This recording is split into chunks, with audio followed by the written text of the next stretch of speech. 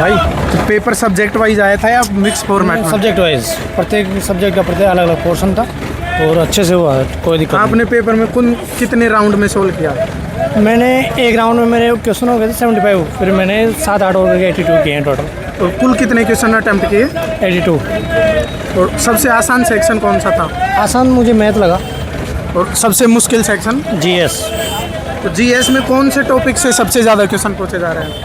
प्रत्येक टॉपिक से पूछे जा रहे हैं, जैसे ये करंट भी है और इकोनॉमिक्स से भी है और हर टॉपिक से हैं। मैथ्स में कैलकुलेशन ज़्यादा थी या कॉन्सेप्ट बेस्ड क्वेश्चन थे? नहीं, कॉन्सेप्ट बेस्ड क्वेश्चन।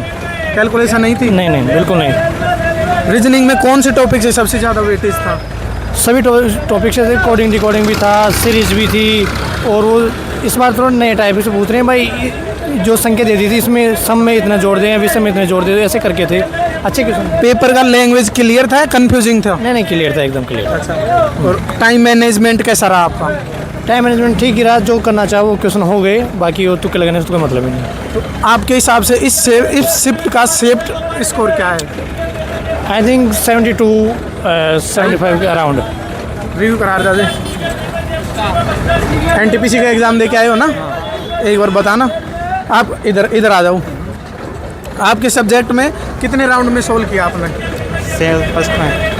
कितने क्वेश्चन अटेम्प्ट किए? 76। जोर से बोलो तो। 76। और सबसे आसान सेक्शन कौन सा लगा?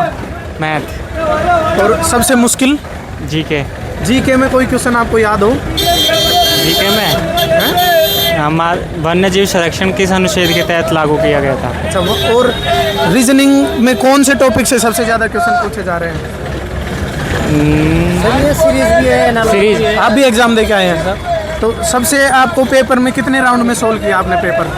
ये 3 राउंड में हुआ है सर। तो सबसे आसान सेक्शन कौन सा लगा?